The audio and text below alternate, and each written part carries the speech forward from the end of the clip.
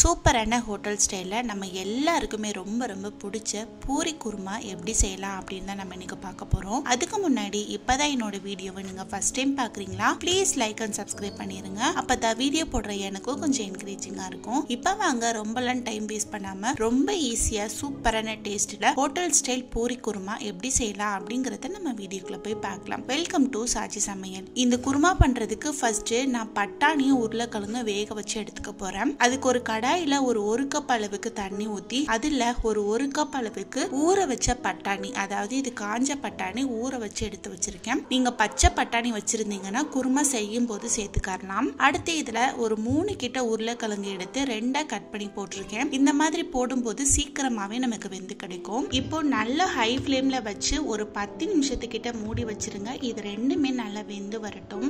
ஒரு 10 நிமிஷம் ஆயிடுச்சு, ஓபன் பண்ணி பார்க்கலாம். பாருங்க சூப்பரா இது ரெண்டுமே நல்லா வெந்து வந்துருச்சு. இந்த டைம்ல இது ரெண்டையுமே எடுத்து வடிகட்டிட்டு உருளைக்கிழங்க தோல் உரிச்சு வச்சுக்கோங்க.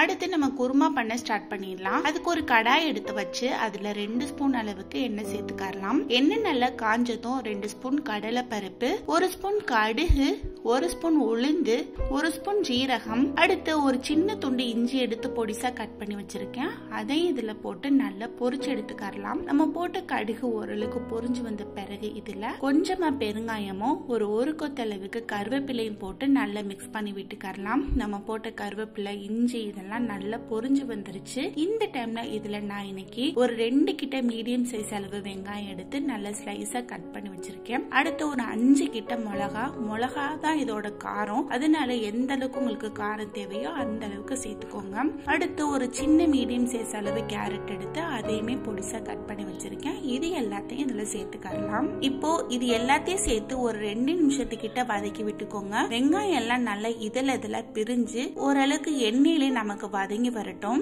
இப்போ 2 நிமிஷத்துக்கிட்ட வதக்கி விட்டாச்சு. இப்போ நல்ல மீடியம் ஃபிளேம்ல வச்சு ஒரு 2 நிமிஷம் மூடி வச்சிடலாம். வெங்காயம் கேரட் இதோட பச்சை வாசனை எல்லாம் போயிட்டு ஒரு பாதி அளவுக்கு கேரட் வெந்து வரட்டும். அதே நேரத்துல வெங்காயம் நல்ல ஒரு கண்ணாடி பதத்துக்கு வரட்டும். இப்போ ஒரு 2ல இருந்து 3 நிமிஷத்துக்கிட்ட ஆயிடுச்சு.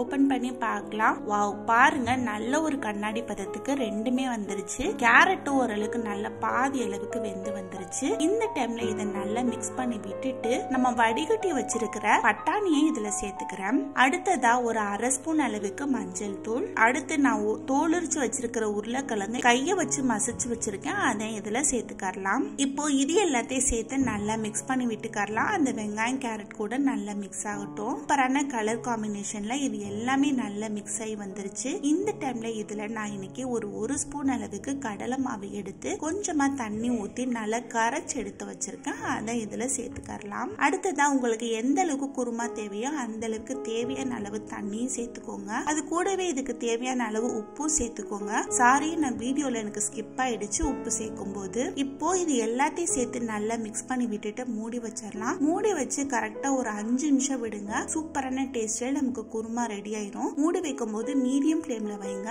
ஏன்னா நமக்கு மாவு கட்டிப்படும். ஹை ஃபிளேம்ல வச்சீங்கன்னா கருகி போறதுக்கு வாய்ப்பு இருக்கு. இப்போ ஒரு 5 நிமிஷம் ஆயிடுச்சு, ஓபன் பண்ணி பார்க்கலாம். வாவ், சூப்பரான கலர் காம்பினேஷன்ல அருமையான டேஸ்டான பூரி குருமா ரெடி ஆயிடுச்சு. காவான ஹோட்டல் ஸ்டைல இருக்கும். இந்த மாதிரி நீங்க செஞ்சீங்கன்னா கடைசியா கொஞ்சமா கொத்தமல்லி இலை தூவி அதையும் சேர்த்து நல்லா மிக்ஸ் பண்ணி விட்டுட்டு சர்வ் பண்ணிருங்க. அருமையான டேஸ்டான பூரி குருமா ரெடி ஆயிரும். கண்டிப்பா ட்ரை பண்ணி பார்த்துட்டு எப்படி இருந்தது அப்படிங்கறத கமெண்ட் பாக்ஸ்ல கமெண்ட் பண்ணுங்க. ரொம்ப டேஸ்டான சூப்பரான இந்த பூரி குருமா உங்களுக்கு பிடிச்சிருந்ததுன்னா லைக் பண்ணுங்க, ஷேர் பண்ணுங்க, சப்ஸ்கிரைப் பண்ணுங்க. அப்படியே பக்கத்துல இருக்கிற பெல் ஐகானை கிளிக் பண்ணுங்க. தேங்க்ஸ் ஃபார் வாட்சிங்.